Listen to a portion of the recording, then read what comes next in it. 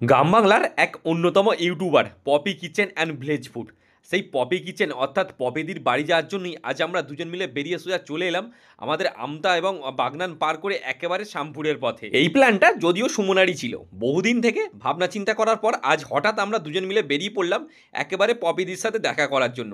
বাড়ি থেকে ভেবেই বেরিয়েছি হয়তো আমাদের সাথে দেখা হবে না, এই ভাবনা করেই আমরা গোটা রাস্তা পার করে সোজা চলে এলাম একেবারে কিন্তু শ্যামপুরের পথে। বেরোনোর পথে আমরা ভেবেই এসেছিলাম পপিদির সাথে বাড়িতে যদি দেখা হয় তো ভালো, তা না হলে শ্যামপুরেই রয়েছে পপিদির নতুন রেস্টুরেন্ট, তাই সেখান থেকেই ঘুরে খাওয়া দাওয়া করে বাড়ি ফিরবো এই ভাবনা চিন্তা করেই বেরিয়েছিলাম।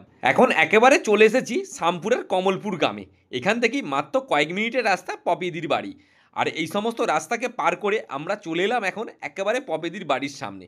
আর এই দেখুন বাড়ির সামনে থেকে সেই দেখা যাচ্ছে সেই রান্নাঘরটি, এখান থেকেই আপনারা বিভিন্ন ধরনের রান্নার ভিডিও দেখে থাকেন মোবাইলের পর্দায়। তো আজকে আমরা মোটামুটি পপিদির বাড়িতে আসছিলাম, জানি যে আজকে হয়তো দেখা হয়ে যাবে, তো এই চিন্তাতেই কিন্তু পুরো রাস্তাটা এসছি। আর এসে দেখো জাস্ট এখানে শুধু এসে মানে কি জিজ্ঞাসা করছি, তো বললো যে পপিদি নেই, এই মুহূর্তে কিন্তু কলকাতায় বেরিয়ে গেছে।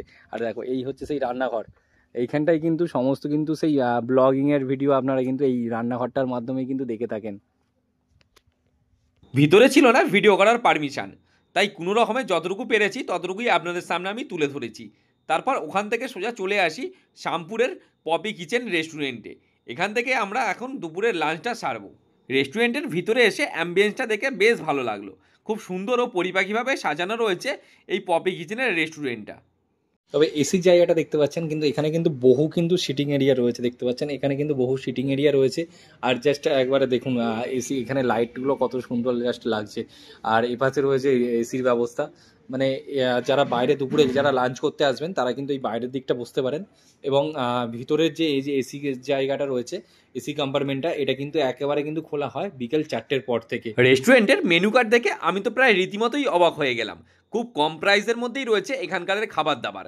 আর এখান থেকেই আমি 2 প্লেট চিকেন থালি অর্ডার করে দিলাম। তো আমরা এখানে একটা চিকেন থালি অর্ডার করেছিলাম, আর চিকেন থালির মধ্যে দেখতে পাচ্ছেন এখানে রয়েছে প্লেন রাইস রয়েছে, এদিকে একটা লেবু রয়েছে, আর এখানে একটা ভেজ 5 মিশালি একটা ভেজ তরকারি রয়েছে, পাশে ডাল রয়েছে। আর এখানে দেখতে পাচ্ছেন এখানে কিন্তু শসা রয়েছে, পেঁয়াজ রয়েছে, আর এখানে কিন্তু করলা আলু ভাজা। আর এখানে দেখতে পাচ্ছেন এই যে এখানে 2 পিস চিকেন রয়েছে, এটা আর 1 পিস আলু রয়েছে, এটা দিয়ে দাম হচ্ছে মাত্র 80 টাকা। খাবারের কোয়ালিটি তোমার কীরকম লাগে? খাবারের কোয়ালিটি প্রাইসের মধ্যে একদম ঠিকই আছে, যে খুব যে রিচ খাবার সেটা না, একদম ঘরোয়া মায়ের হাতে রান্না বলতে গেলে যেরকম, মানে ভালো মোটামুটি বেশ। মানে একেবারে কিন্তু সেভাবে কিন্তু খুব একটা হাইফাই খাওয়া দাওয়া নয়, মানে 80 টাকার মধ্যে কিন্তু চিকেন থালি যথেষ্ট, মানে তাও আবার 2 পিস চিকেন দিয়ে। তো এবার চিকেনটা দিয়ে একটু খাওয়া যাক, দেখা যাক। এখানে একটা মোটামুটি এরকম সাইজের আলু আছে, আর এরকম ছোটো ছোটো কিন্তু 2টো চিকেনের পিস রয়েছে, এই একটা পিস রয়েছে, আরও একটা কিন্তু এখানে পিস রয়েছে। চলো এখন মেয়েকে খাওয়া যাক। তবে আমরা প্রায় ভেবেছিলাম যে পপিদির রেস্টুরেন্ট মানে নতুন কিছু খাবারের স্বাদ আমরা পাবো, কিন্তু দাম যে একটা দেখলাম দামের তুলনায় খাবার কিন্তু মোটামুটিভাবে ঠিকই ছিল।